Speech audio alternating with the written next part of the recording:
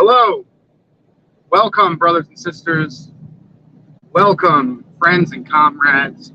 Welcome back to another episode of Anti-imperialist America. I'm your host, Dus James, a Marxist-Leninist truck driver. Come to you live from not driving a semi for legal purposes. Hope everybody's with me today. Please get in the comments, ask a question, raise some concern, raise some criticism. I am blessed and honored to be with all of y'all here today. Please share this out on Facebook. If you're watching now or you're watching later, share this out on Facebook. Share this out on Twitter. Ask me about the Facebook group chat and Facebook group. Ask me about the Twitter group chat. Anti-imperialist America is more than this live. It is a community of working class anti-imperialists that can support each other's work and build working class power to defy imperialism and build socialism. I guess I'll get right into today's topic. If you look at the title, is that down home? It is that good old down home anti-revisionist Christian-Leninism. And people are like, what the hell is that craziness? Marx is like, what do you mean anti-revisionist? How are you going to be anti-revisionist and Christian-Leninist in the same damn statement? That is some like esoteric fucking hodgepodge nonsense. I'm about to say it ain't. If you know me, you know where I'm coming from, you know what I've been through, you know what I'm about, what I'm fighting for, and what we're trying to do here at Anti-imperialist America. It ain't. I can just get into my story, which is a lot of folks' story. And, you know, the story of, we look at Christianity broadly. Christianity has been a tool of empires. First starting with the Roman Empire, going into various European colonial empires. The way that the Catholic Church has been used to colonize indigenous brothers and sisters, as well as the Protestant Church here. But also, Christianity has been used in revolts and revolutions against colonialism and against empires. If we look at the great brother Martin Luther King, if we look at the Taiping Boxer Rebellion, a Chinese man who thought he was the brother of Jesus, believed he was the brother of Jesus, that fought without guns against the colonial British subjugation of the Chinese people. If you look at Sister Harriet Tubman, who was an expert scout that was able to look through the southern landscape on the border and escort enslaved people to their freedom, who believed that it was envisioned that helped her lead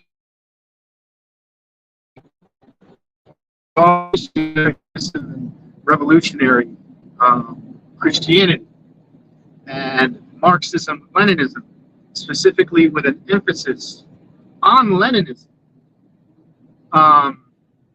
is also a great tool of scientifically understanding our political and economic reality to guide us on decisions in this class struggle against the forces of backwardness and the forces of darkness, the forces of obsolete systems, those that are clinging on to an obsolete, violent, inefficient, ineffective, weak system that is tearing down humanity.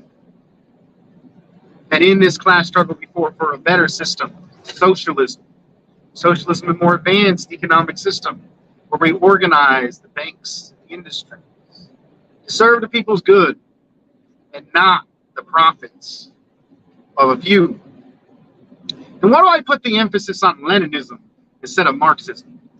Well, if I compare myself in contracts with the academic brother Richard Wolff.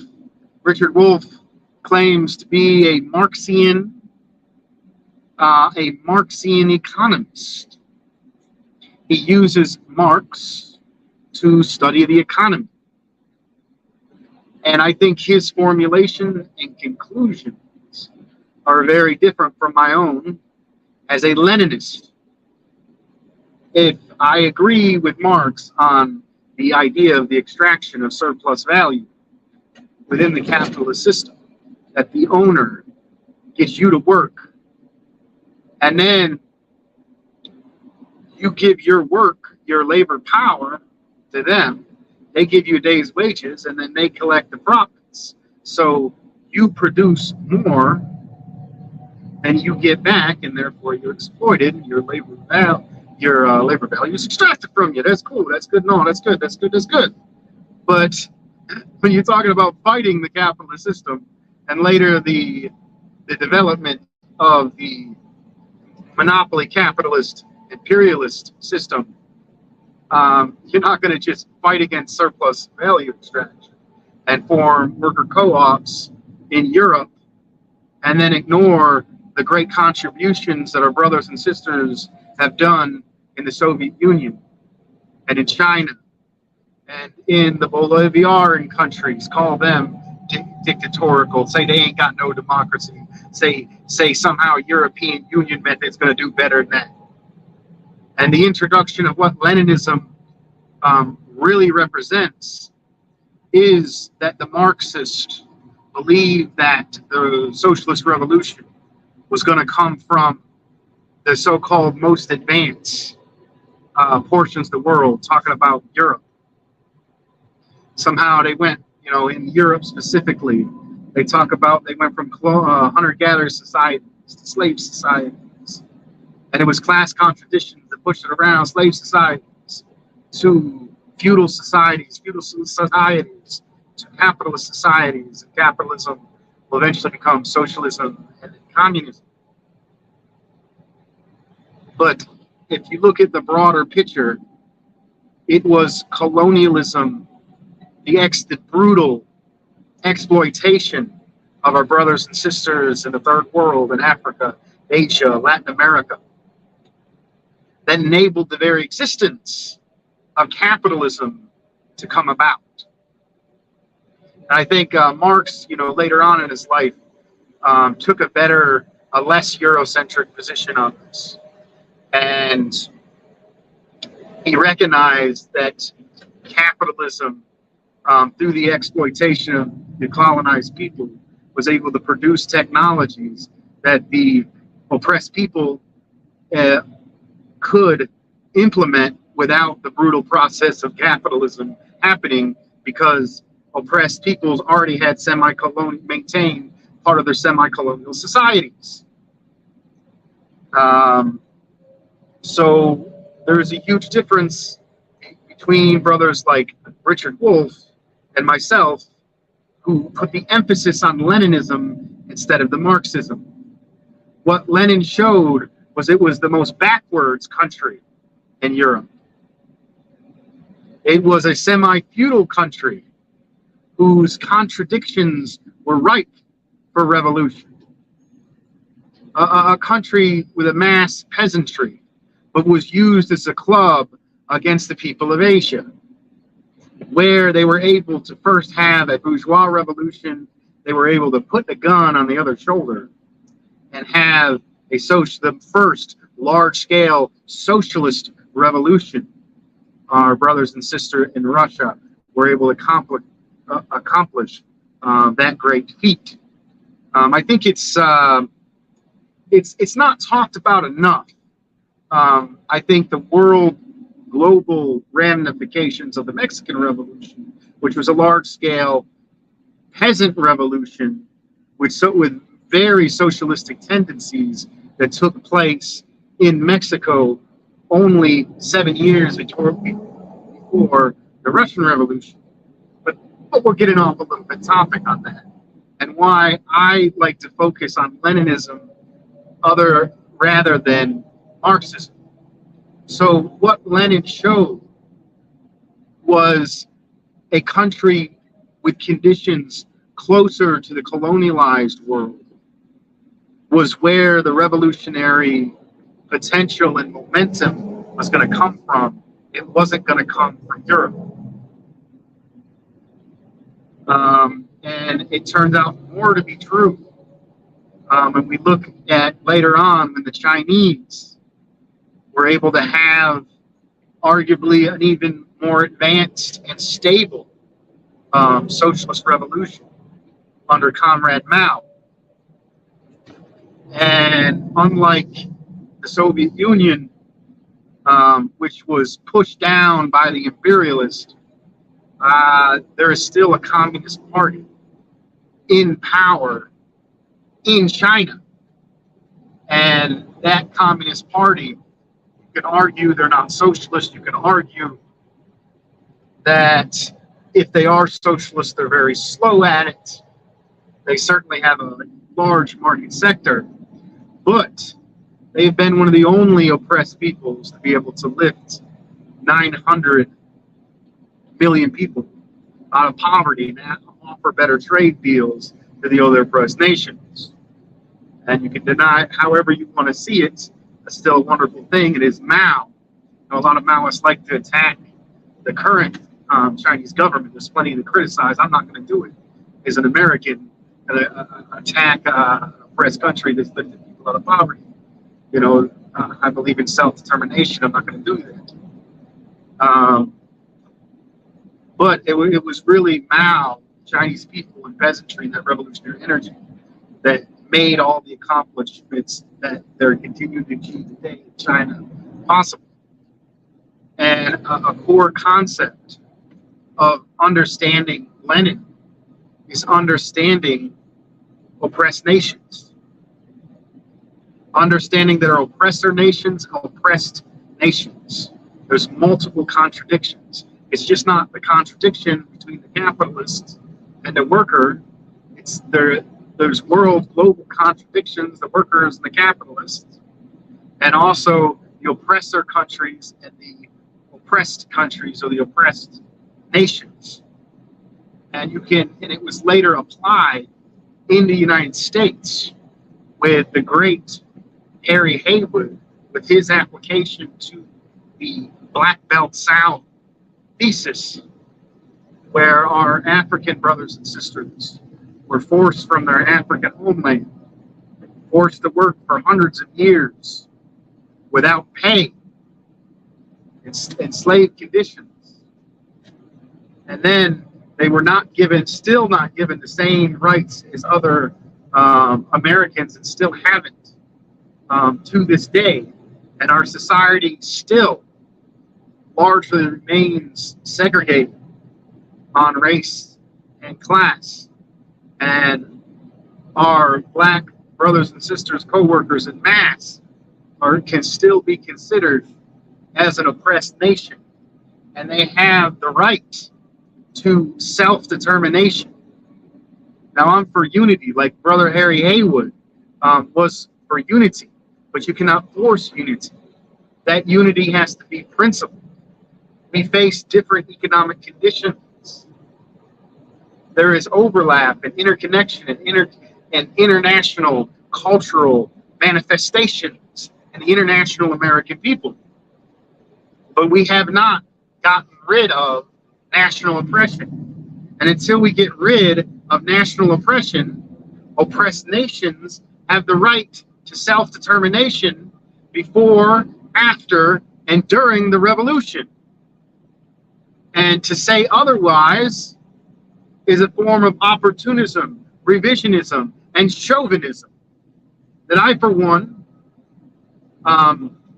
as both a Leninist and a Christian with a deep love for all people, am not going to tolerate or going to give into. And I will stand my ground and call out anybody who disrespects the oppressed people's right to self-determination, because I see national liberation in turn and in tune and deeply built into my own struggle as a worker against the same capitalist. I sense the same monopolies. Black liberation is in the interests of all workers.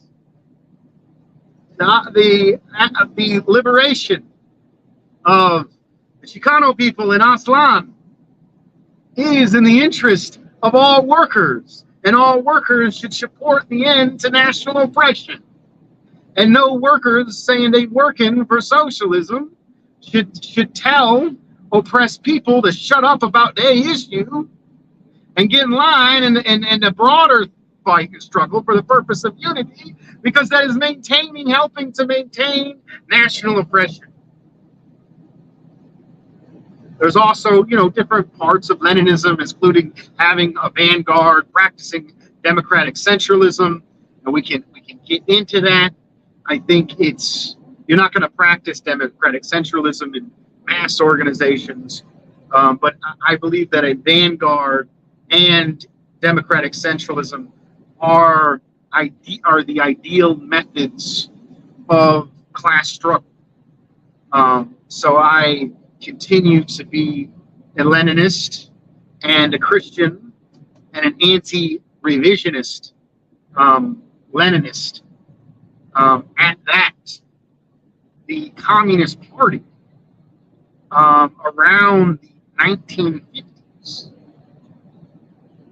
essentially abandoned the national question in regards to the United States. And when they did that, they abandoned the union struggle and the class struggle, and they stopped leading the national liberation struggle and handed the reins of the NAACP over to the bourgeois in a very unprincipled method. And if you look at what has happened ever since then, the South continually is, especially the Black Belt South, continues to be a super exploited region with this country, with less unionization rights, less buying power, less public services. And even in the Black Belt South, there's white minorities within the Black majority places whose material interest align with the oppressed Black people in the South. And if you look at the communists who stayed and organized the South, who I am the descendants of, who my political tradition comes out of, they broke with the revisionist Communist Party. And they upheld brothers like Harry Haywood. And they continued to organize Black and white workers together against both national oppression and class oppression. And we look at in my state, we look at the Great Tobacco Strike in the 40s. Or if you look at the profile picture on today's show, you'll see the great Crystal Lee Sutton, who they made a Hollywood movie about, called Norma Ray, who would meet with Black and white textile workers within churches in the South to organize the unorganized in the South in the textile industry. And she had communist anti-revisionist advisors helping her with that struggle. So I'm going to stay loyal to my anti-revisionist roots. I'm going to take the best aspects of my Christian education and good Christian raising in 8th grade education, as the song Black Sheep says, the good country song Black Sheep likes to say. You apply it to some of these struggles today. Let's talk about what happened recently with the so-called People's Party grift. So-called People's Party grift.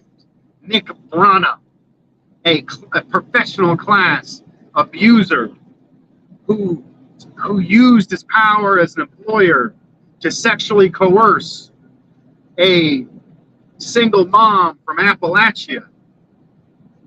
And then when it was reported of his abuse, instead of going along and going through the democratic process within the organization of the People's Party, he dismissed a good portion of his own board to suppress the sexual allegations against him. This piece of shit sex pest, Nick Brana,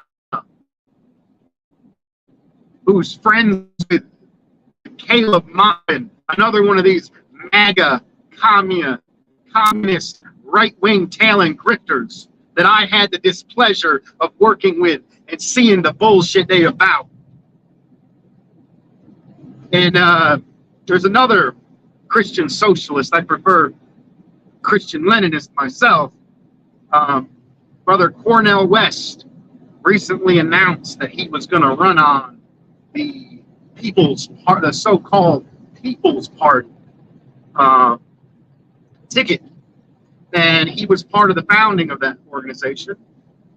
But if you look at the recent interview with Black Power Media, with the great Jared Ball, they were able to ask Cornel West, why you about that People's Party that is suppressing, working class campaign workers?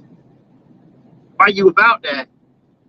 And Brother Cornel West says, well, I wasn't in very good communication with the People's Party, even though I did it. I didn't really know about the sexual allegations and the repression of Black campaign workers.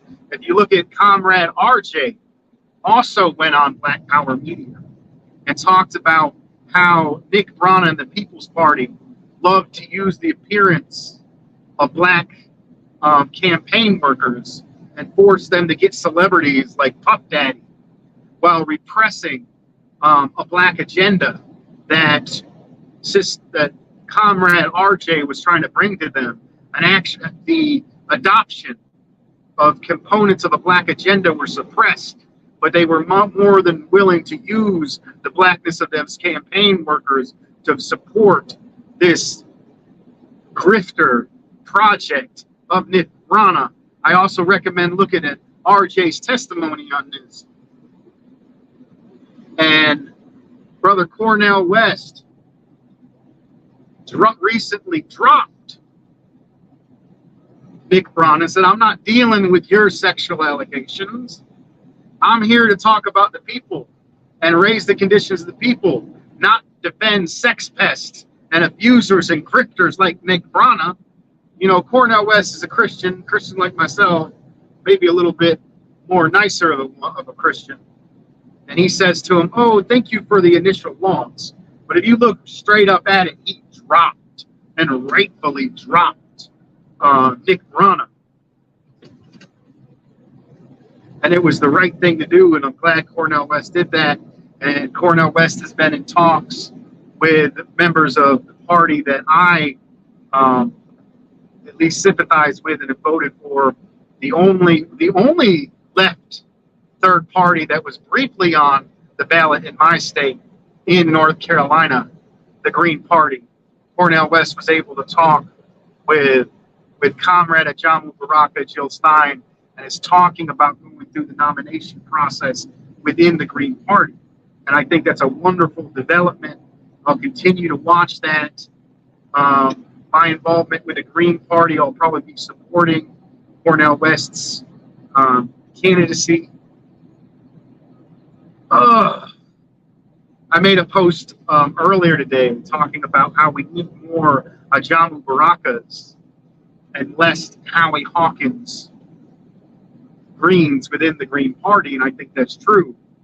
I think Howie Hawkins, which a brother I have deep love and respect for, who I voted for in the primary and the general election in 2020, who has been doing great work in the working class community in Buffalo, who organized tenants, who is an anti-war veteran who is a Teamster, love him to death.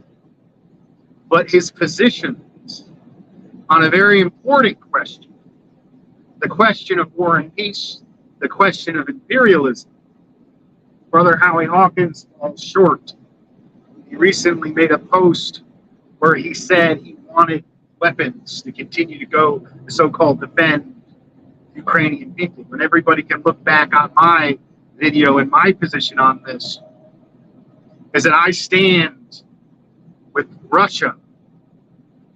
I stand with Putin and their just struggle against NATO and the main enemy of humanity, imperialism, led by U.S. imperialism. And that the illegitimate Nazi-controlled regime that was installed by the United States in 2014, that later had peace, that elected a peace candidate, Zelensky, who was incapable of actually carrying out his peace promise because the country is still controlled by Nazi brigades that were committing genocide of the ethnic Russian speakers in the eastern part of Ukraine. I think he falls short on that. And I think Howie Hawkins represents a right-wing minority within the Green Party on this issue. And I think we need more Greens like Ajamu Baraka, who leads the great organization, which I'm proud to at least be on the emailing list of the Black Alliance for Peace Solidarity Network, which is under the leadership of the Black Alliance for Peace that Comrade Ajamu Baraka runs. And if you look at the alliance, the Black Alliance for Peace on the Ukraine is very stark difference from that of Howie Hawkins. In there, he says they're for peace negotiations. They're for which we should all be for peace negotiations. But they also say that we need to smash NATO by any means necessary. I think a Black Alliance for Peace doesn't go as far as I do and openly supporting Russia. But mentioning, if you look in their statement, mentioning that we need to smash NATO by any means is pretty close. It's as close as you can get without directly supporting the special operation to denazify and demilitarize the fascist-controlled, U.S.-imposed, illegitimate regime in Ukraine. Maybe a few more developments. I would like to give a defense of our comrades in the Party for Socialism and Liberation who were unjustly attacked by the right opportunists like Max Blumenthal. And unfortunately, the comrade Raina Shea, the young communist anti-imperialist journalist, which I had the pleasure of interviewing a while back, has chimed in on this unjust and undue criticism and of our brothers and sisters and comrades at the Party for Socialism and Liberation. And if you look at the initial tweets that I was tuned into this going on, Brother Blumenthal, Max Blumenthal of the Gray Zone, goes out there and says, how dare PSL march alongside Lockheed Martin, the Department of Homeland Security, but refuse to come down with us with the Rage Against the War Machine rally. And on its face, it looks like, oh man, there's communists marching next to the literal military-industrial complex and the imperialist state. But if you look at that superficial view on this, it's completely contrary to the reality of what is going down in this situation. Pride is a positive development in the United States. Pride is a rejection of the brutal suppression of our LGBT plus brothers and sisters, working class brothers and sisters, and otherwise. I remember back the killing of Daniel, the white gay boy in the 90s, Daniel Shepard. We look at trans people, especially black and brown trans people, face violence on the daily simply for wanting to express who they believe they is. And it's attack on these workers, or attack on all workers. And the Pride rally, although it's been co-opted superficially by the imperialists like to say, oh, these same imperialists and the same police state that has been brutalizing our LGBT plus brothers and sisters is now trying to turn the head. They say the Western empires are now leading the understanding of this section of workers, and they want to send out the cops and Lockheed Martin and Department of Homeland Security to march an event that was founded by oppressed LGBT plus people who threw a brick and resisted police brutality. And this was a public event. I remember a public event back when I was a student activist in Greensboro, when I was first getting into politics. We had a left contingency within the public 4th of July Day parade. And I remember going out there with my long hair, folks called me Jesus, with my long hair and my baggy clothes and a sign in the left contingency of the Greensboro 4th of July Day parade. I had a sign that one day in Iraq was a certain number of doctors. Another sign that was one day in Iraq was a certain number of teachers.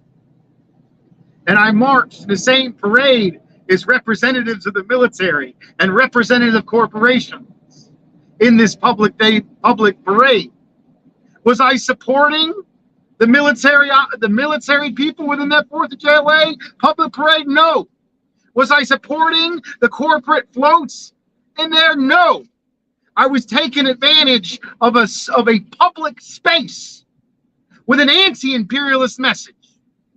And that is exactly what our brothers and sisters and comrades and the Party for Socialism and Liberation were doing when they marched in the same public parade as the Department of Homeland Security and Lockheed Martin.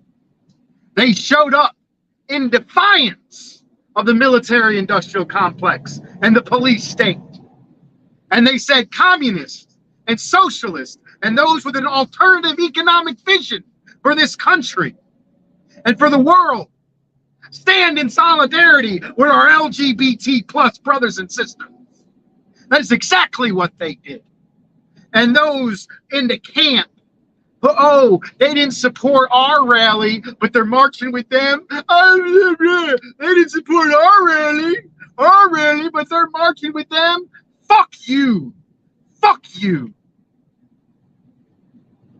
Now let's talk about your rally, the so-called Rage Against the War Machine. The goddamn farce. I already talked to you about Nick Brana and the piece of abusive shit he is, who suppressed black, his own black campaign workers.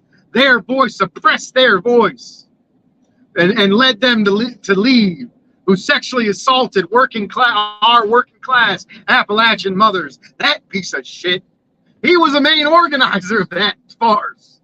You know, instead of going out to oppress people and people who've been in the fight and who have the correct organizing line to get the oppressed people and the masses and the working class to build workers' power, to defy imperialism, the opportunist money grab bullshit, the abusive piece of shit Nick Brana reached out to the racist, opportunist, equally opportunist austerity party of the libertarians. Not because you're building some kind of just unity, not because you actually care about. Well, shut up about you care more about World War III than us. Shut up with that shit. We care about the destruction of humanity. We care about us who went to the Answer rally. We care about the destruction of humanity. We just don't think getting an austerity lobby and an abuser together to host blatant racists like Jackson Hinkle, libertarian austerity lobby, along with active war criminals like Tulsi Gabbard, is the best way to do it. So we ignored it, or we criticized it, and we told people of our criticism. We didn't try to cancel it. I spoke out against the Rage Against the War Machine rally, not because I don't think it's important to end World War III, but because I don't think abusive grifters and an austerity lobby have the correct strategy to do what is necessary, which is mobilize the masses of people along the class and national contradiction against the imperialists. That's what I don't think is correct. So I would like to put out this defense, Christian-Leninist defense of our brothers and sisters at the Party for Socialism and Liberation. I'd like to congratulate Brother Cornel West on his dropping of the abusive grifter, Nick Brana. And I want to encourage everyone listening to this talk, my ramblings, while I'm not driving a semi, to get involved in your local community, fight for your local conditions, join an organization, go back and watch previous YouTube channels, and talk with me about helping to build the network at Anti-Imperialist America, linking working class, anti-imperialists, and as always, comrades, all power to